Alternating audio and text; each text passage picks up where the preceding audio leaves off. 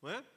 Ora, se eu estou dentro da minha casa, por exemplo, e ali não tem nada envolvido, digamos assim, em relação à questão da minha imagem como servidor do TCU, quer dizer, eu não estou tendo nenhuma vinculação em relação a isso.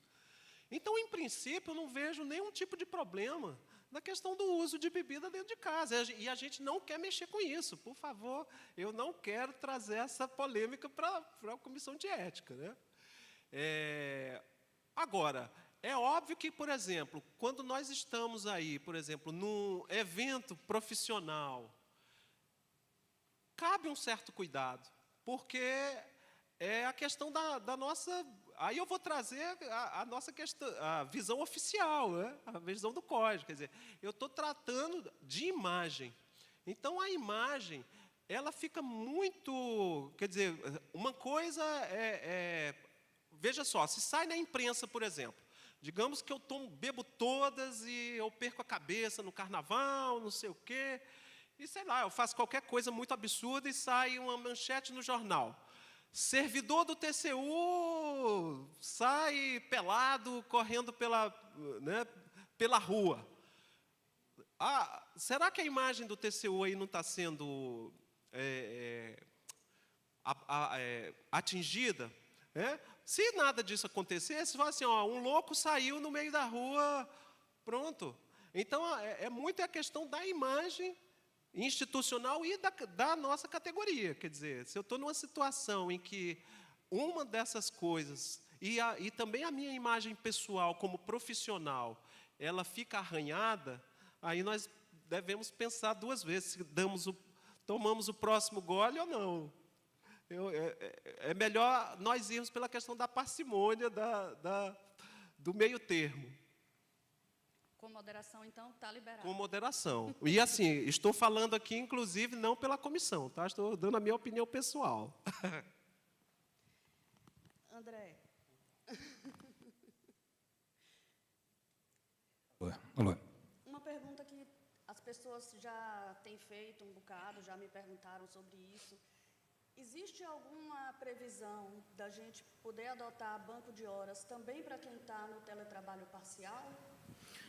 Tá, ainda a gente não se debruçou ainda sobre essa possibilidade e vai ser um dos pontos, né, assim como a questão de quem está fora de Brasília, o que está funcionando, o que não está funcionando, vai ser um dos pontos que a gente espera que nesse primeiro ciclo a gente possa avaliar. Porque, assim, o que a gente tem que ver, né? Tem uma dificuldade, o quanto que a gente está trabalhando em casa e o quanto que a gente está trabalhando presencialmente.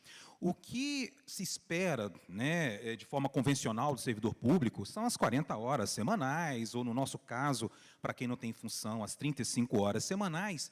Então, a gente não tem como debater um banco de horas para o presencial que quem está em parcial está fazendo, sem discutir também a questão de como que está a produtividade, como que está o horário de trabalho quando você está de forma remota. Então, assim, é um dos assuntos que não são fáceis da gente colocar, tá? Mas, assim, de fato, sendo muito honesto, isso não está na pauta prioritária do que a gente tem que se debruçar. Mas o que não significa, gente, aí eu peço de novo para vocês, nesse primeiro ciclo, escrevam lá para a DIESP, para a CEGEP, colocando o que vocês estão vivendo, o que vocês acham que a gente pode aprimorar no modelo. Obrigada. E, Getro? Eu. Que cuidados em relação à segurança da informação eu tenho que tomar trabalhando lá no TCU e trabalhando na minha casa? Tem alguma diferença? São os mesmos cuidados? O que é que nós todos aqui, temos que ter em mente e nos preocupar em relação à segurança da informação? Eu acho que é CBR, comportamento baseado no risco. Eu acho que é isso. A gente cobra muito isso dos gestores, né? Que eles têm um comportamento com base no risco, coloquem recursos com base no risco. E eu acho que em relação à segurança da informação é a mesma lógica. Eu tenho que entender que tipo de informação eu estou tratando e qual o risco que aquela informação pode trazer relativo à segurança da informação. Se eu estou tratando numa informação que é pública, mas uma fiscalização em andamento, opa, o tribunal ainda não se pronunciou. Então, a informação é pública? É. Mas como o tribunal não se pronunciou, eu vou tomar um certo tipo de cuidado com aquela informação. Se eu estou tratando de uma informação sigilosa, opa, se a pública eu já tinha cuidado, agora a sigilosa vai ainda mais. Então, eu vou implementar o quê? Mais controles internos para lidar com esse risco. Então, vou pensar em criptografia, vou pensar em OneDrive, vou pensar em criar código hash para quando eu estou tratando de banco de dados, esse tipo de coisa. Então, vou pensar em formas, né, de manter a segurança da informação, seja lá a confidencialidade, a integridade ou a disponibilidade.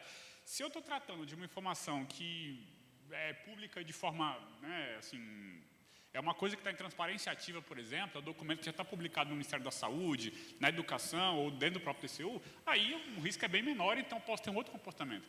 Então, mais do que passar uma lista, pode, não pode, o que é interessante é que o próprio servidor tem essa sensação. Que tipo de informação eu estou tratando? E o que vai acontecer, o que pode acontecer comigo, ou com o TCU, ou com o meu trabalho, se essa informação vazar, se essa informação deixar de estar segura. Então, baseado nisso, no que pode acontecer, é que a gente adapta o nosso comportamento. Então, é CBRs, comportamento baseado no risco. Comportamento baseado no risco. Temos alguma questão? Alguém quer perguntar alguma coisa? Acho que o Maurício quer perguntar ali, ó.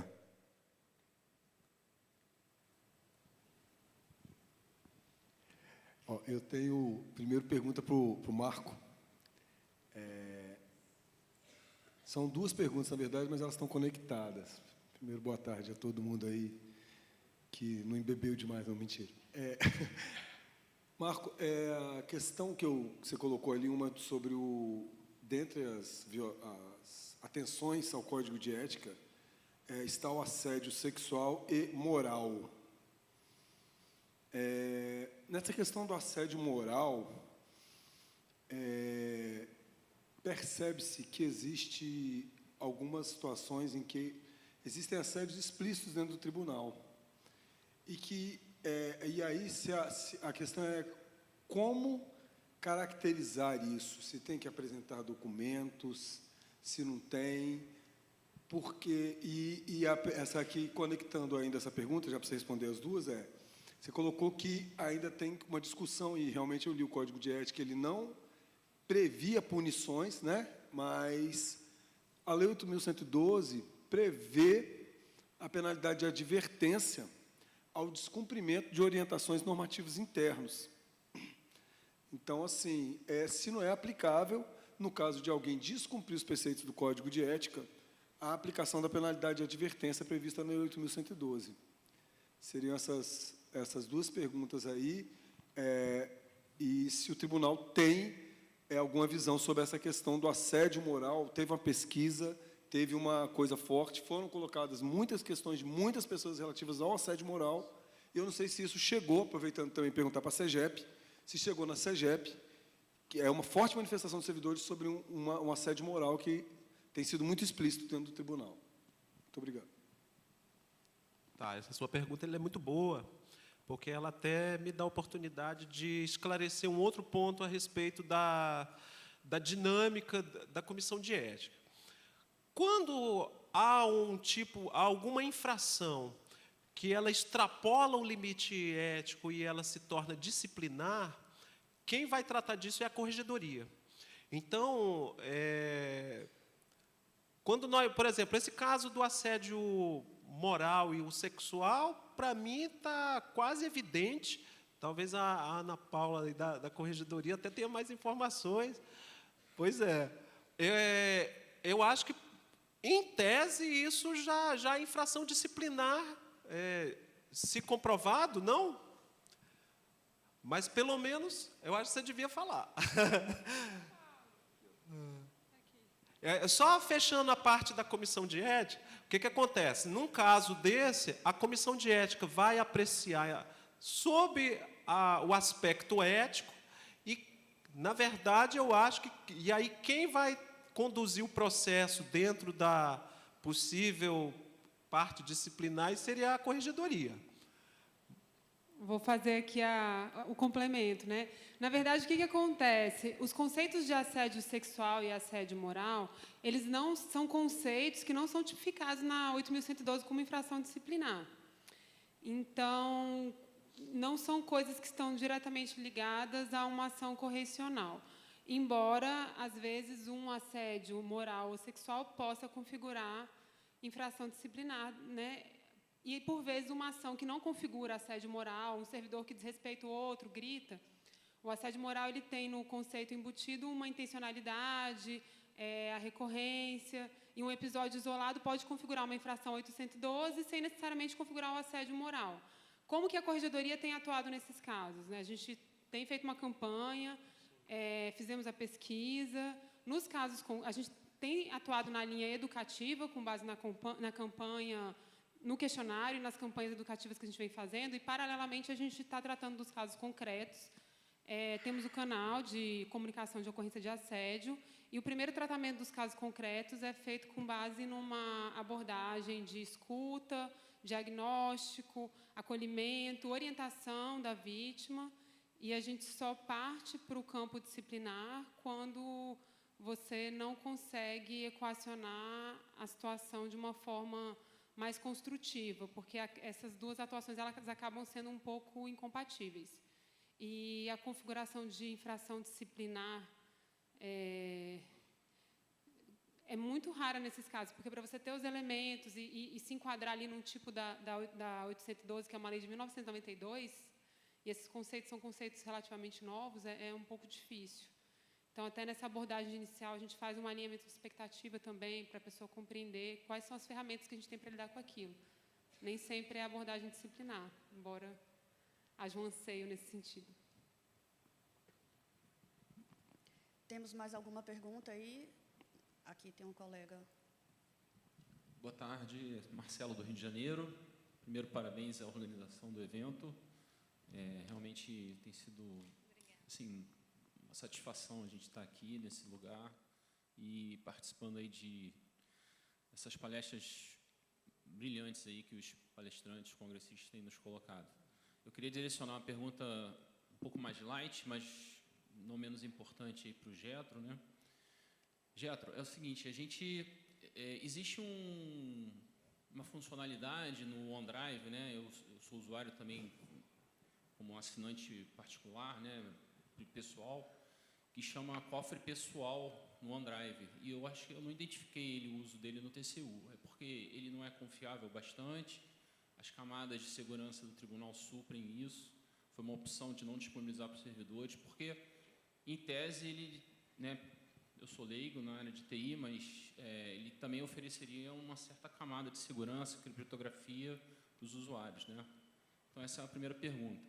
E a segunda é que essa evolução, essa transformação, né, revolução digital no tribunal recente, que é louvável, é de se parabenizar, ela chegou, né? A gente já, essa questão de colocar arquivos em nuvem e tal, isso já vem de alguns anos, né? E a gente já tinha vários produtos no mercado e a gente ia utilizando de acordo com a nossa necessidade, o que a gente ajustava a nossa forma de trabalhar, né?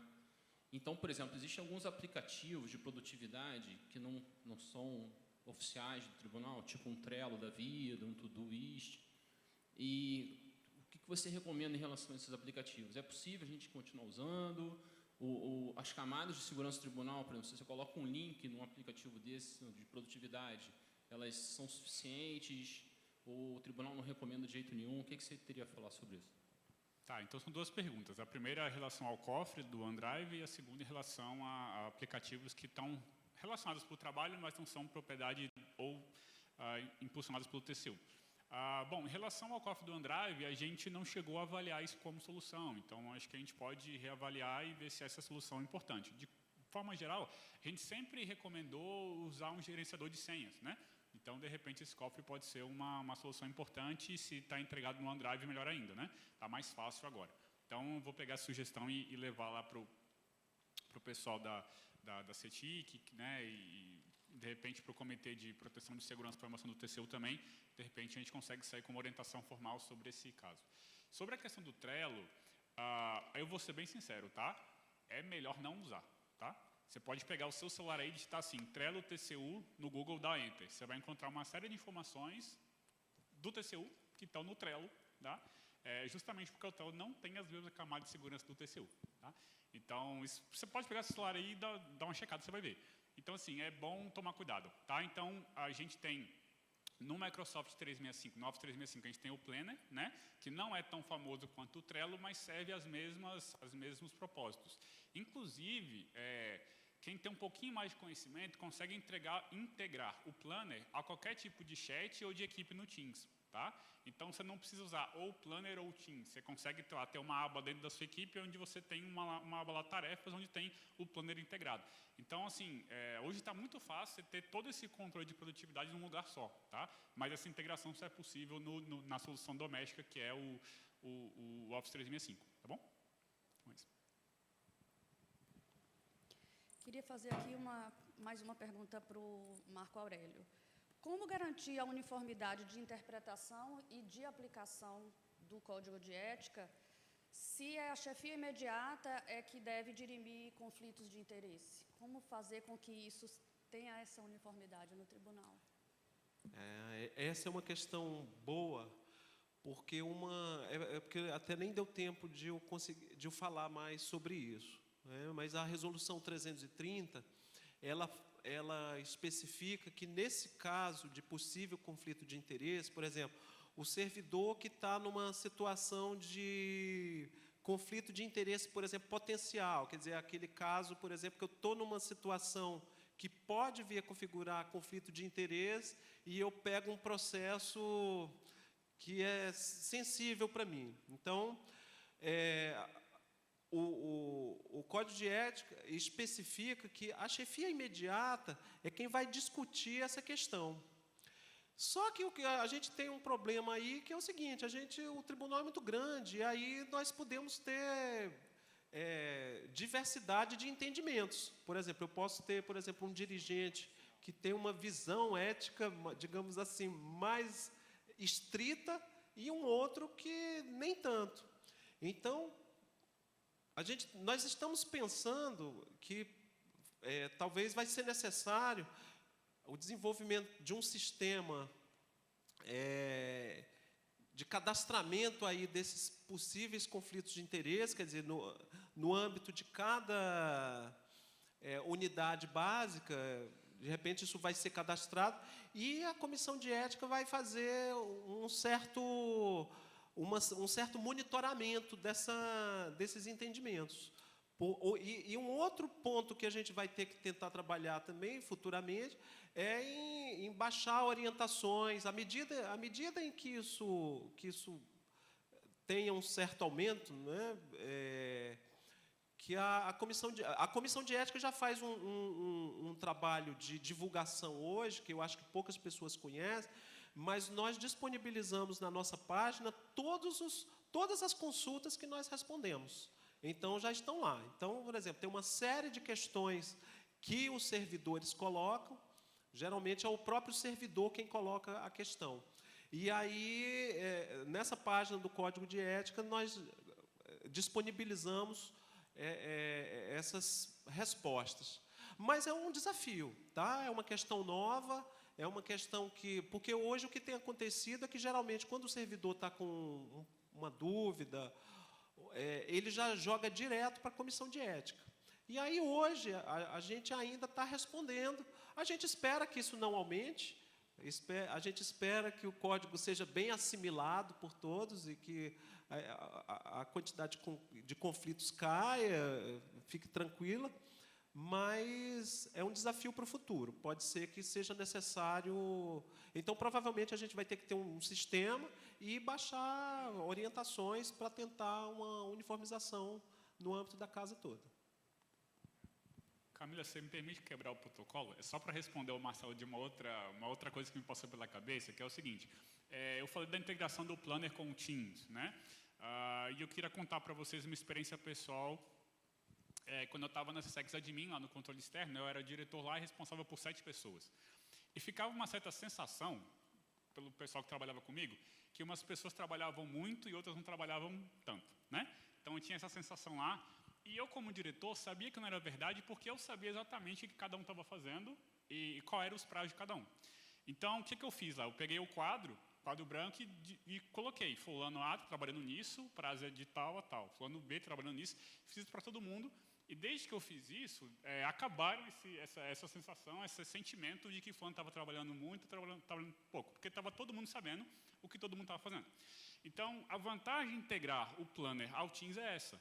É você deixar muito claro para a sua equipe o que cada um está fazendo, qual é o prazo de cada um, e se esses prazos estão sendo cumpridos ou não. Porque automaticamente você só vai designar uma nova tarefa quando essa pessoa terminar a anterior. E geralmente é assim que funciona, né? Então, eu acho que isso é mais uma questão para a gente usar o Planner integrado ao Teams, não precisando recorrer a outras soluções externas. Lá na CEALD nós estamos usando o Planner e também usávamos antes o Trello e é bem parecido, traz as mesmas funcionalidades, né? E tem essa vantagem também da integração e da segurança. Vale a pena, quem ainda está usando o Trello, migrar. Eu acho que tem mais alguma pergunta aí aqui, o colega aqui no meio. Posso? Meu nome é Sandro, sou da CELOG. A pergunta é para o colega André Anderson. André, essa portaria do teletrabalho, né, movimentou bastante a CELOG, que era uma das unidades que caminhava para a virtualização completa, né? A secretária, como você deve saber, ela não tem resistência com relação a isso, né?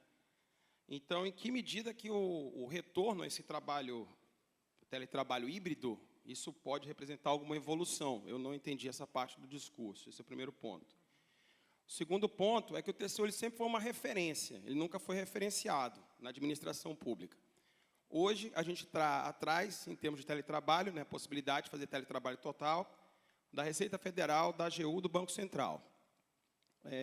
Em que ponto isso representa uma evolução? Em terceiro ponto, aí, houve um concurso recentemente. Nas 20 vagas, o mais velho tem 36 anos. Então, a geração habituada a, né, tratar tudo virtual. Em que medida que o teletrabalho híbrido ou presencial representa evolução? As regionais, elas podem fazer teletrabalho total, sem nenhum tipo de restrição. Por que a série é diferente? Em que medida isso é uma evolução? Né? Com relação ao local de trabalho, né, a gente tem a unidade técnica, de vinculação técnica, tem a unidade administrativa nas regionais.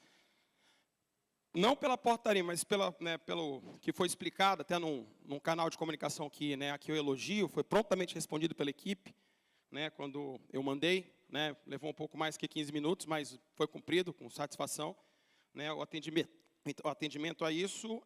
Houve a informação de que isso não seria viável, né, de você cumprir em outras unidades, a não ser a sua unidade de vinculação técnica. Se for assim, é melhor colocar mais claro na norma, para a norma, né, trazer essa informação também. Essa não é um questionamento quanto à evolução, é só uma observação normativa.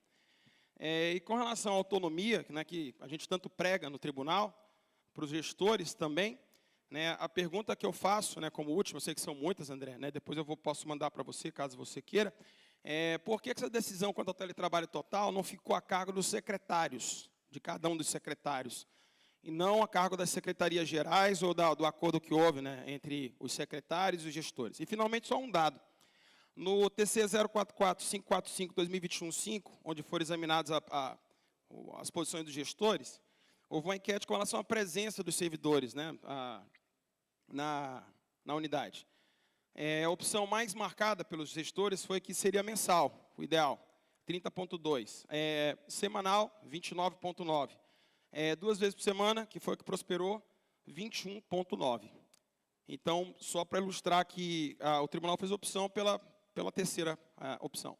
Ok? É só para organizar aí, mas desculpa a longa exposição, André. Não, foi ótimo, Sandro. Sandro, olha só, a evolução, eu acho que é um fato.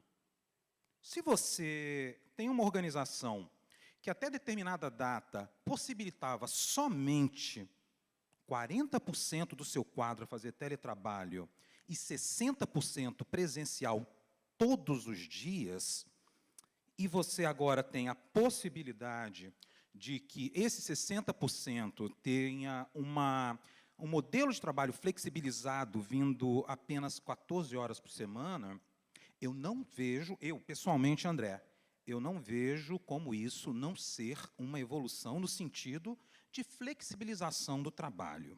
Tá? Eu pessoalmente. Agora, quando essa questão, né, que você colocou da pesquisa, como eu apresentei aqui, a gente precisa olhar várias dimensões. Então, nós vimos a dimensão dos gestores, que é essa pesquisa que você acabou de citar. Mas não é só isso. Mas não é só isso. Nós temos que ver também a questão da imagem do TCU, como eu falei também, lembrando, né, foi muito considerado que um movimento nesse sentido, pelo TCU, ele pode ser replicado automaticamente, as outras organizações públicas automaticamente vão se sentir confortáveis, porque é o TCU, a gente tem que assumir essa nossa responsabilidade de ser uma imagem. Outras questões também que você colocou, foram muitas aí que você colocou, mas como é que é? Você pode repetir só os pontos, Sandro, por favor? A questão das regionais, os servidores das regionais. Ah, os servidores das regionais. Tá. A questão dos servidores das regionais, hoje de manhã, o colega, inclusive da regional, se posicionou, e muito bem colocado, e o Adriano também colocou. O contexto deles foi em outra situação, né? Eles estão vinculados realmente à unidade fora do seu estado, então fica um pouco mais sem sentido essa busca, né, de que eles trabalhem presencialmente, que sejam obrigados a trabalhar presencialmente. Agora, o que nós pensamos para os servidores da sede? Tá? Nós, que eu digo, tá, Sandro, como eu falei, o processo foi extremamente participativo. Todos os dirigentes tiveram possibilidade de participar de todos os workshops. Então, o que nós esperamos desse momento agora do híbrido? Realmente, a integração, de manter algum nível de integração. E, como eu falei na apresentação, nós temos algumas unidades que a pessoa fala, mas eu estou aqui sozinho. O modelo que a gente pensou é para possibilitar. Para a gente assegurar, a gente deveria colocar na norma que todos os servidores deveriam vir na quarta-feira, por exemplo, para estarem juntos. E a gente quis deixar alguma autonomia para o gestor. Como eu falei, Sandro, eu acho que nós estamos num caminho de evolução maior ainda. Agora, não vai adiantar a gente tentar apressar isso sem saber, inclusive parte da nossa cautela é o não saber. É o não saber. O que é a Receita Federal daqui a 10 anos com essa cultura? A própria Receita não deve saber também, nós não sabemos. E a nossa escolha, diferente da Receita ou de outros órgãos, porque cada órgão tem a sua cultura, a nossa escolha foi cautela. A nossa escolha foi cautela. Então, algumas decisões são baseadas, inclusive, na ausência de informações, mas com um senso de responsabilidade muito grande. A gente imagina, inclusive, quando eu dei o exemplo lá do cavalo rápido, do cavalo lento, que se a gente tiver que fazer o caminho de volta para acertar alguma coisa, imagina o custo da gente ter hoje todos os servidores em teletrabalho total, com a liberdade, inclusive, de morar em qualquer lugar do país ou do mundo, e amanhã a gente tem que retroagir isso. Qual o custo real disso para uma organização do tamanho do TCU, com 2.200 servidores ativos, com um papel na administração pública tão importante e tão espelhado? Então, Sandro, como eu falei, normalmente, assim, eu concordo com a visão de futuro de todos, inclusive com a sua, mas o time, eu acho que a administração acertou na velocidade, é o meu ponto de vista, eu acho que acertou. Mas o que eu queria tranquilizar você e todos vocês é que aquele quadro que eu trouxe de hierarquia de prioridades e preocupações, quem está no processo decisório está tendo a preocupação com todos os ângulos, desde o servidor ao ecossistema que o TCU está inserido, inclusive, como deixou muito claro aqui o colega da Fonacat e o Alisson, o quanto que ajudaria ou dificultaria alguma negociação para nossas carreiras, dependendo do modelo de trabalho que a gente adote. Então, é isso. Mas a gente sabe que é um modelo que não agradou todo mundo, né? Como eu falei, né? Vir 14 horas por semana, para alguns, pode não estar parecendo o ideal. Mas acreditem, gente, é uma decisão com responsabilidade, segurança e que pode evoluir, sim. Pode evoluir. E a gente está prestes também, gente, a uma mudança de gestão. Nós não podemos deixar o próximo grupo de gestão numa situação quase que refém de uma decisão tão forte em relação a um assunto que é tão importante para o tribunal, que é a gestão de pessoas. Então, é como eu falei, precisamos agora de apoio, união e paciência para a gente seguir. Você tocou num ponto aí bem importante, que nós não temos todas as informações, ninguém tem, né? E já tem essa previsão em setembro, que vai haver um momento de revisão e de escutar as pessoas. Acredito que, nesse momento, a gente já vai ter um pouco mais de informações para poder, eventualmente, fazer ajustes que sejam necessários. Certíssimo, Camila. Inclusive, o CGP, que é o Comitê de Gestão de Pessoas, a CCG e a CEGEP, eles estão responsáveis por definir, né, descobrir quais são os indicadores que nós podemos acompanhar, monitorar, para dizer se está tudo dando certo, né? Para a produtividade, para a integração, para a cultura. Então, vai ser monitorado. E, gente, nós estamos agora em abril, maio, setembro, então a gente tem um ciclo muito rápido, gente, para a gente poder ter essas informações e poder ver o que deu certo, o que não deu certo. Fazer os ajustes. E fazer os ajustes, claro, e pensando sempre, gente, no servidor. Nenhum debate que eu participei, Camila, o servidor, aquela ideia que eu coloquei daquela pesquisa, em que praticamente 100% dos servidores, em alguma medida, gostaria de fazer teletrabalho, em nenhum momento esse dado foi desconsiderado. Ele sempre foi a base. Agora, o que fica bom para o servidor, o que fica bom para a administração, para os gestores, aquela pessoa que toma uma decisão, imagina você tomando essa decisão, vou liberar todo mundo para teletrabalho total e pode morar em qualquer lugar do mundo. Imagina você sendo o porta-voz dessa decisão. É de muita responsabilidade, gente. A gente pode um dia, quem sabe, chegar lá, mas no tempo e no caminhar correto, no meu ponto de vista. Nós ainda tínhamos aqui algumas perguntas, mas o tempo já está esgotado. Eu vou pedir que só rapidamente os colegas digam ou repitam quem já falou, para onde poderiam ser encaminhadas as dúvidas. A gente podia só fazer um esclarecimento sobre a questão do cofre pessoal que foi citado, e sim, sobre o uso do Trello também. Eu queria só vou falar do uso do Trello. Eu fui uma das grandes incentivadoras no uso do Trello no tribunal, e eu me sinto até na obrigação de falar também de um outro aspecto, né? Quando uma pessoa, por exemplo, se você coloca num quadro do Trello uma pessoa que é terceirizada, e essa pessoa sai do tribunal, essa pessoa continua com acesso, certo? No Planner, isso está integrado ao nosso cadastro de usuários, vamos falar assim de uma maneira mais simplificada. Então, se essa pessoa sair do tribunal, automaticamente ela também deixa de ter acesso ao Planner. Então, é outro motivo para a gente, de fato, migrar para o Planner, né? E isso é um ponto que eu tenho observado muito, fazendo essa pesquisa aí, Trello TCU, você já vê que tem gente que não é do TCU, que está usando, né, que está acessando ainda informações. Só isso.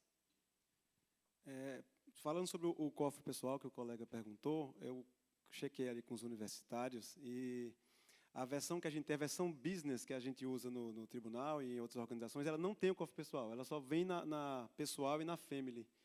E aí o Eduardo estava aqui me falando que, basicamente, o que ele faz, ele adiciona um 2FA, né, um segundo fator de autenticação. Isso, para quem está em casa e não tem um segundo fator de autenticação, acrescenta assim, um nível, né, adicional ali de segurança. E a gente já resolveu a questão do segundo fator com outros pacotes, digamos assim, do próprio Office, né? Então, em tese, e aí a gente não fez um estudo de fato aprofundado, a gente não tem a funcionalidade, em tese, quer dizer, não vai agregar valor para o que a gente já tem.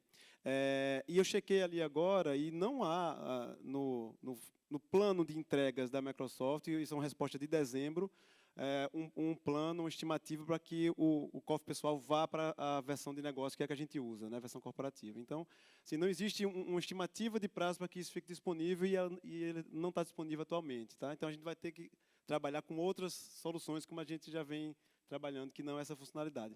Tá bom? Obrigado. Obrigada.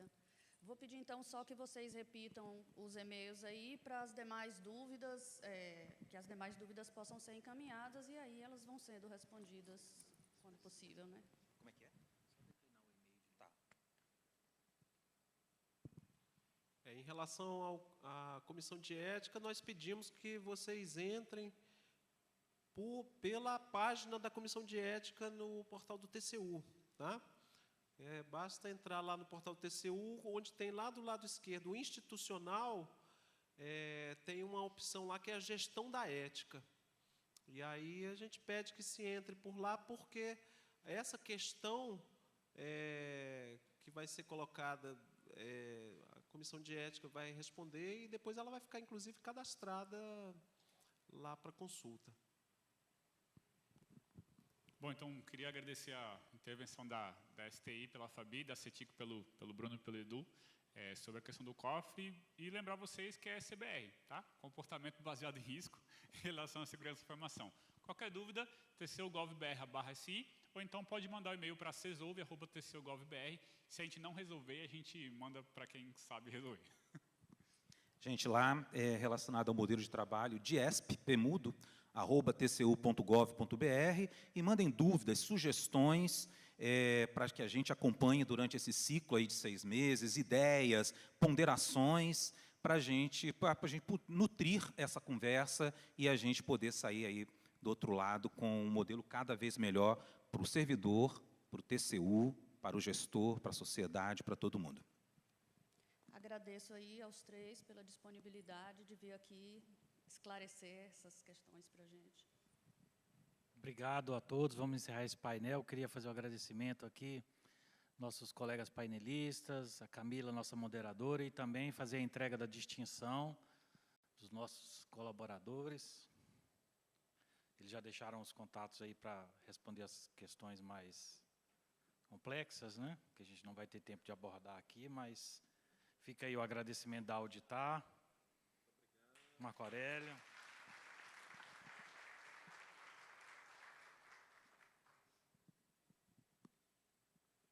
Diretor de Segurança da Informação e Proteção de Dados, Getro.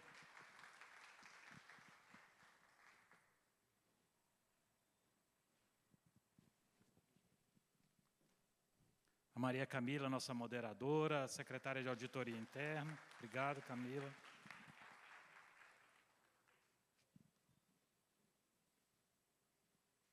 E o André Andes, com essa voz de locutor, né?